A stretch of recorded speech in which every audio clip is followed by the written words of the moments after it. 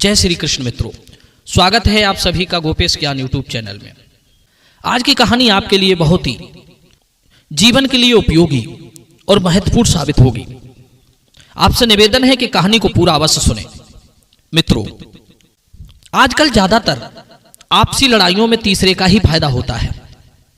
दुनिया में ऐसे बहुत से लोग मौजूद हैं जो मौके की तलाश में रहते हैं कि कब किसी में झगड़ा हो तो हम अपना उल्लू सीधा करें।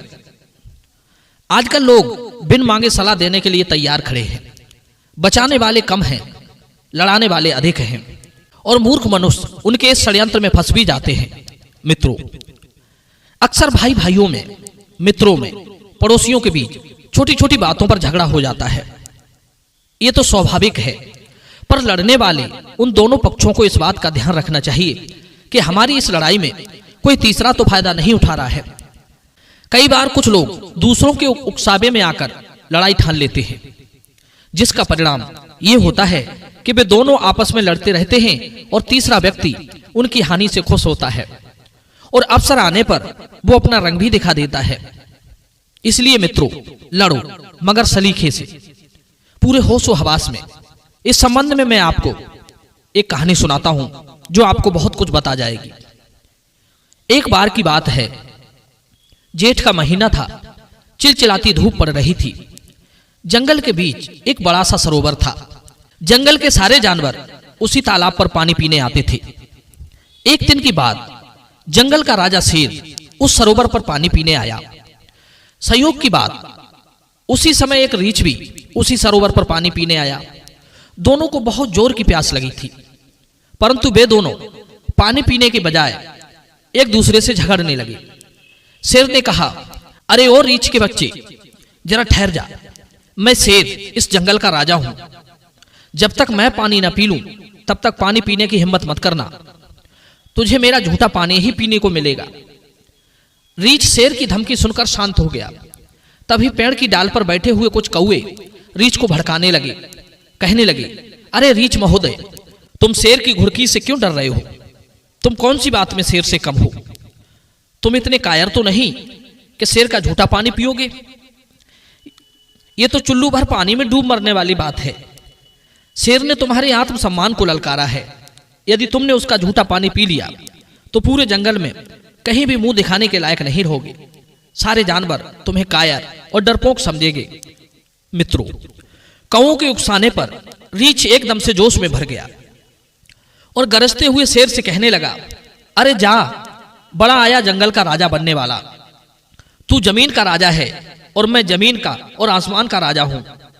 तू तो सिर्फ जमीन पर ही उछल कूद कर सकता है और मैं जमीन पर भी रहता हूं और पेड़ों पर भी चढ़ सकता हूं।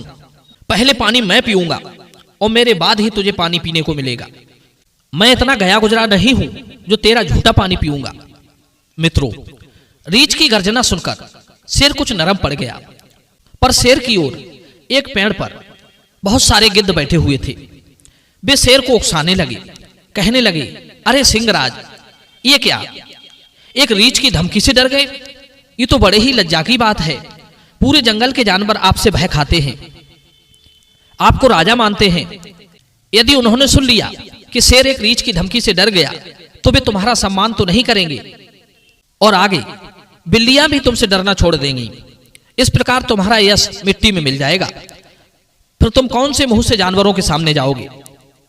जंगल के जानवर तुम्हें एक कायर और डरपोक राजा के रूप में देखेंगे। क्या तुम कायरता का टीका लगाकर जंगल में घूम सकोगे? ये तुम्हें सोचना है। मित्रों, इस प्रकार गिद्धों के बहकावे में आकर शेर कड़कते हुए रीछ के ऊपर जा गिरा। शेर के आक्रमण से रीछ घायल होकर पीछे गिर गया। कौओं ने अपने शब्दों से रीछ में फिर से जोश भर दिया। इस बार रीछ ने शेर पर ऐसा हमला किया कि लहूलुहान होकर शेर लंबी लंबी सांसें भरने लगा। अब क्या था, दोनों के बीच खूनी जंग शुरू हो गई। यदि रीछ के हमले से शेर गिर जाता था तो कौआ खुश होते थे और जब रीछ घायल होकर जमीन पर गिर जाता था तब गिद्ध खुशी मनाते थे। अब तो दोनों एक दूसरे के खून के प्यासे हो गए। अपने खूंखार पंजों से एक दूसरे को घायल करने लगे। अपनी नुकीली डांडों से एक दूसरे का मांस नोचने लगे। वे ये भूल गए कि सरोवर का किनारा बहुत बड़ा है। एक बार में सैकड़ों जानवर इकट्ठे होकर पानी पी सकते हैं। पर यहाँ पर अब पानी की लड़ाई नहीं थी, बल्कि वे गिद्ध और कौओं के बहकावे में आकर अपनी झूठी शान के लिए एक दूसरे का खून बहा रहे थे। काफी देर तक दोनों लड़ते रहे। लड़ते लड़ते जब दोनों बेजान होने लगे तो उन्होंने देखा कि पहले रीछ के गिरने पर गिद्ध खुश होते थे और शेर के गिरने पर कौआ, परंतु अब जब हम दोनों ही बेदम होते जा रहे हैं तो गिद्ध और कौआ दोनों मिलकर खुशी मना रहे हैं कि कब ये दोनों मरेंगे, तब हम इनका ताजा ताजा मांस नोच कर खाएंगे। रीछ और शेर गिद्ध और कौओं की मनसा को भली भांति समझ चुके थे कि हमारा शत्रु हम दोनों में से कोई एक दूसरा नहीं है, बल्कि ये गिद्ध और कौवे हैं। समझदारी इसी में है कि आपस में शांति करके दोनों साथ साथ मिलकर पानी पी लें और यहां से चलते बने, वरना दोनों ही अपनी मूर्खता बस इन हजारों गिद्ध और कौओं का भोजन बन जाएंगे। मित्रों, उन्होंने वैसा ही किया। आपस में संधि करके पेट भर के पानी पिया। गिद्ध और कौवे उनकी चतुराई से हैरान थे कि आखिर इनमें समझौता कैसे हो गया। मित्रों, यही हाल इस संसार में ज्यादातर मनुष्यों का है, जो छोटी छोटी बातों पर एक दूसरे के कहे में आकर आपस में लड़ने झगड़ने लगते हैं और एक दूसरे को मरने मारने पर उतारू हो जाते हैं। जो मूर्ख मनुष्य समय रहते शत्रुओं की चाल नहीं समझ पाते, उनका सर्वनाश हो जाता है, और बुद्धिमान मनुष्य शत्रुओं के षड्यंत्र को भांपकर लड़ाई से बच जाते हैं। उनकी जनधन हानि होने से बच जाती है। मित्रों, हमें इन बातों को ठीक से ध्यान में रखना चाहिए। पहली, यदि कोई बिन मांगे सलाह देता है या तुम्हें लड़ने के लिए उकसाता है तो वो आपका हितैषी नहीं, आपका शत्रु हो सकता है। दूसरी, लड़ाई चाहे कैसी भी हो, वो आपको देने से पहले आपसे बहुत कुछ छीन लेती है। इसलिए लड़ाई किसी समस्या का समाधान नहीं है। समाधान तो शांति वार्ता से ही हो सकता है। तीसरी बात, हमें इस बात को ध्यान में रखना चाहिए कि यदि आपका शत्रु कोई नहीं है, फिर भी आपके हजारों शत्रु हैं। आपकी खुशियों से जलने वाले, आपकी तरक्की से नफरत करने वालों की इस संसार में कमी नहीं है। जब भी कहीं लड़ाई की बात हो, वहां लड़ने से पहले उसके परिणाम पर नजर डाल लेना चाहिए कि हमारी इस लड़ाई में किसको कितनी हानि और किसको कितना फायदा हो सकता है। क्योंकि मित्रों, आपके शत्रु वो शत्रु हैं जो दिखते नहीं पर चोट पूरी करते हैं।